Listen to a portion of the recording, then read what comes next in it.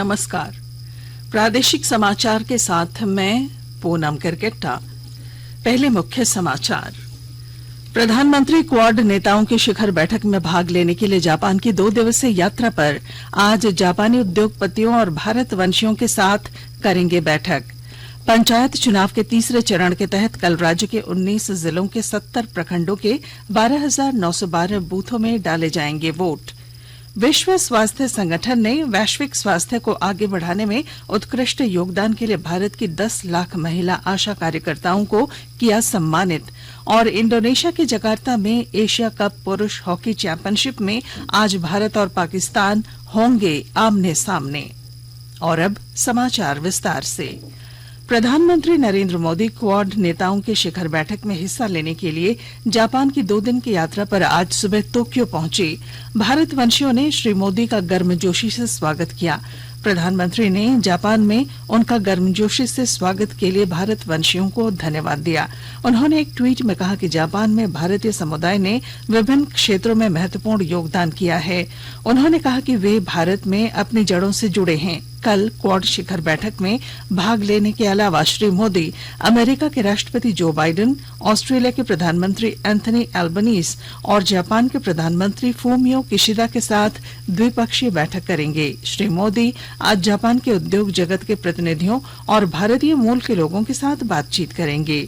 वे कल अमेरिका के राष्ट्रपति बाइडेन के साथ द्विपक्षीय बैठक करेंगे।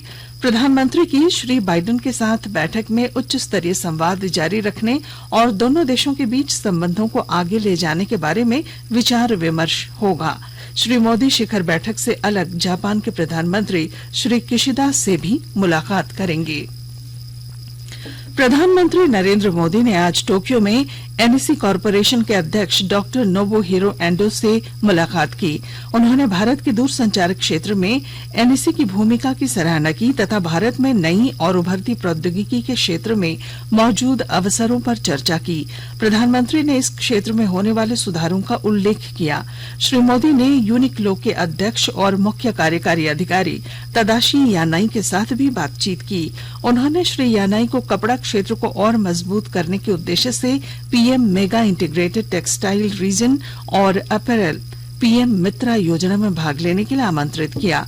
श्री यानाई ने भारत के लोगों की उद्यमशीलता के उत्साह की सराहना की। श्री मोदी ने सुजुकी मोटर्स के सलाहकार ओसामू सुजुकी के साथ बैठक में भारत के मोटर वाहन उद्योग में सुजुकी की परिवर्तनकारी भूमिका की सराहना की।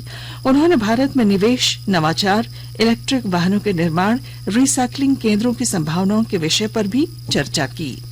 पंचायत चुनाव के तीसरे चरण के तहत राज्य के 19 जिलों के 70 प्रखंडों में वोट डाले जाएंगे।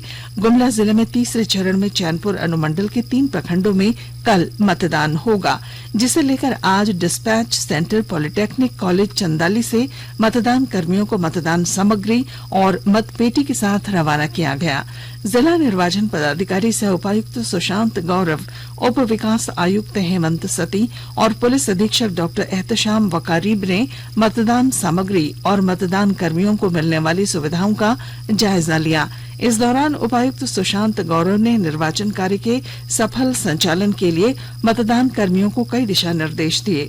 क्लस्टर और मतदान केंद्रों की निगरानी सीसीटीवी और ड्रोन कैमरे के माध्यम से की जाएगी। कार्मिक और लोक शिकायत मंत्री डॉक्टर जितेंद्र सिंह ने कहा है कि इस वर्ष से अराजपत्रित पदों पर भर्ती के लिए सामान्य पात्रता परीक्षा सीईटी का आयोजन किया जाएगा।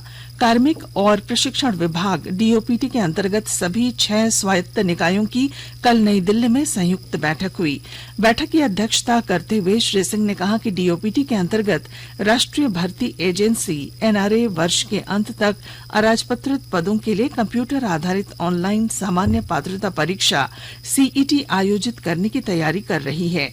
उन्होंने कहा कि यह परीक्षा देश के प्रत्येक जिले में कम से कम एक परीक्षा केंद्र पर होगी। उन्होंने कहा कि शुरुआत में परीक्षा हिंदी और अंग्रेजी सहित 12 भाषाओं में ली जाएगी। बाद में संविधान की 8वीं अनुसूची में उल्लिखित सभी भाषाओं में ये परीक्षा आयोजित की जाएगी।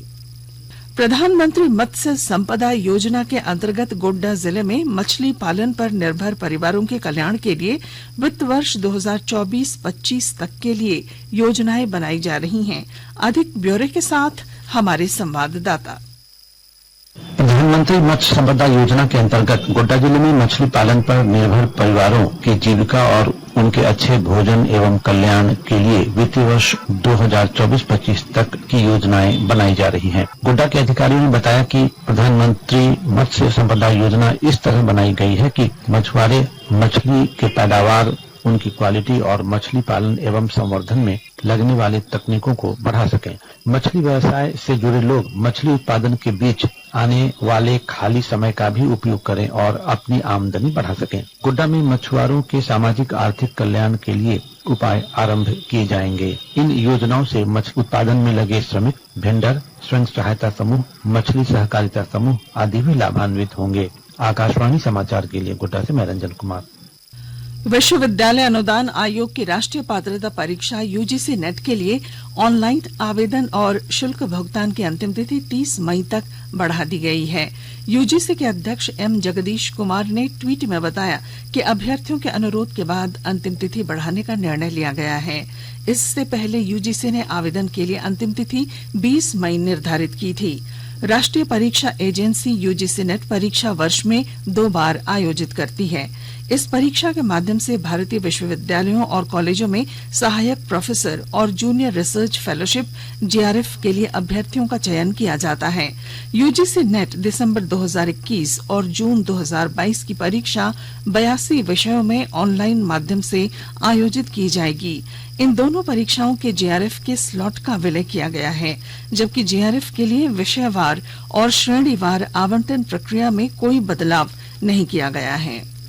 निलंबित आईएएस पूजा सिंघल केस में प्रवर्तन निदेशालय ईडी की टीम आज साहिबगंज डीएमओ विभूति कुमार से पूछताछ कर रही है। कुमार से एयरपोर्ट रोड स्थित ईडी ऑफिस में पूछताछ की जा रही है। ईडी ने पिछले दिनों दुमका के डीएमओ कृष्ण चंद्र किस्कू और पाकुड़ के डीएमओ प्रदीप कुमार साह से पूछताछ की थी। निलंबित आईएएस पूजा सिंघल से सघन पूछताछ की जा रही है। सिंघल ईडी के रिमांड पर हैं। आकाशवाणी के ताजा तरीन समाचारों के लिए आप हमारी वेबसाइट newsonair.com पर लॉग ऑन कर सकते हैं। ताजा समाचार Twitter handle @AIR news alerts और Facebook page All India Radio News पर भी उपलब्ध है। आप प्रादेशिक समाचार एकांश के Twitter handle @AIR news _Ranchi और फेसबुक, इंस्टाग्राम पेज तथा YouTube channel AIR news Ranchi पर भी हमारे बुलेटिन सुन सकते हैं। प्रादेशिक समाचार आप आकाशवाणी रांची से सुन रहे हैं और अब पेश हैं कोरोना से बचाव के कुछ संदेश। चलो मिलकर एक शुरुआत करें, चलो एक फैसला आज करें, मास्क नहीं तो टोकेंगे, कोरोना को रोकेंगे, चलो एक इरादा करते हैं, चलो कुछ वादा करते हैं, मास्क नहीं तो टोकेंगे, कोरोना को रोकेंगे। भारत सरकार द्वारा जनहित में जारी। कोविड-19 से बचाव और सुरक्षित रहने के 3 उपाय। मास्क लगाएं, 2 गज दूरी है जरूरी, सुरक्षित दूरी रखें, हाथ और मुंह साफ रखें। प्रादेशिक समाचार में आपका फिर स्वागत है। विश्व स्वास्थ्य संगठन ने भारत की 10 लाख महिला आशा स्वास्थ्य कार्यकर्ताओं को वैश्विक स्वास्थ्य में उत्कृष्ट योगदान के लिए सम्मानित किया है। प्रधानमंत्री नरेंद्र मोदी ने आशा कार्यकर्ताओं की समूची टीम को विश्व स्वास्थ्य संगठन महानिदेशक के वैश्विक स्वास्थ्य पुरस्कार मिलने पर प्रसन्नता व्यक्त की है। एक ट्वीट में श्री मोदी ने आशा कार्यकर्ताओं को बधाई दी। उन्होंने कहा कि आशा कार्यकर्ता स्वस्थ भारत सुनिश्चित करने में अग्रिम मोर्चे पर कार्य कर रही हैं और उनका समर्पण और दृढ़ निश्चय सराहनीय है। कोरोना के कारण 2 साल स्थगित रही रांची की ऐतिहासिक भगवान जगन्नाथ रथ यात्रा इस वर्ष धूमधाम के साथ 1 जुलाई को निकाली जाएगी। इस बार भक्तों को रथ यात्रा में शामिल होने का मौका मिलेगा। 9 दिनों तक चलने वाली इस रथ यात्रा में सभी धार्मिक रीति रिवाजों और नियमों का पालन किया जाएगा। 10 जुलाई को घुरते रथ का आयोजन होना है। देवघर जिले में श्रावणी मेले के दौरान बेहतर निगरानी के लिए नगर निगम को अतिरिक्त अधिकारी की जरूरत पड़ रही है। निगम ने इस कमी को पूरा करने की मांग सरकार से की है। ब्यौरे के साथ हमारे संवाददाता। श्रावणी मेला के लिए निगम को अतिरिक्त मानव संसाधन की जरूरत है। श्रावणी मेला के दौरान बेहतर मॉनिटरिंग के लिए देवघर नगर निगम को अतिरिक्त अधिकारी की जरूरत पड़ रही है।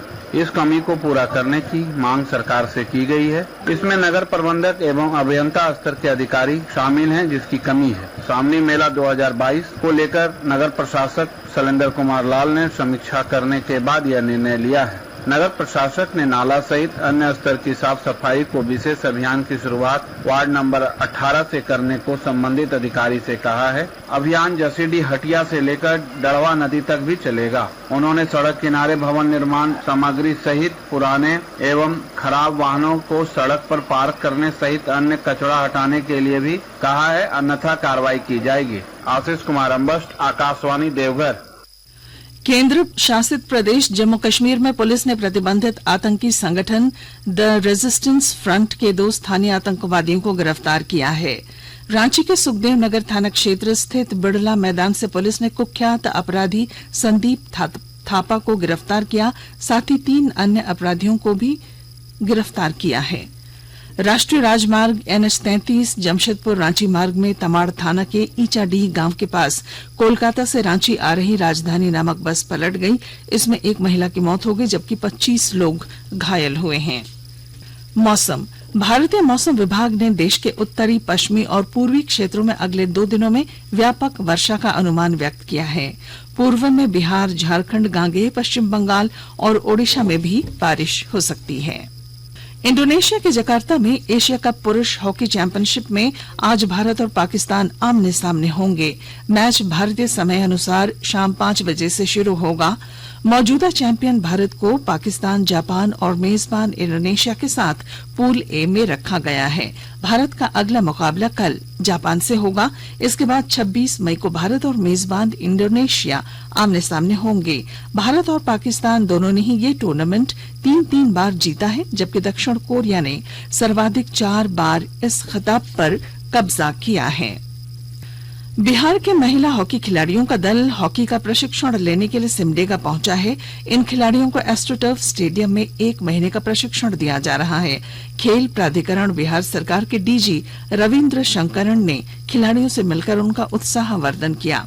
उन्होंने कहा कि बिहार सरकार भी खेल के विकास के लिए लगातार काम कर रही है। इधर IPL क्रिकेट में कल रात मुंबई के वानखेड़े स्टेडियम में अंतिम लीग मैच में पंजाब किंग्स ने सनराइजर्स हैदराबाद को 5 विकेट से हरा दिया। सनराइजर्स हैदराबाद ने पहले बल्लेबाजी करते हुए निर्धारित 20 ओवर में 8 विकेट पर 157 रन बनाए। जवाब में पंजाब किंग्स ने 29 गेंद बाकी रहते 5 विकेट के नुकसान पर जीत का लक्ष्य हासिल किया।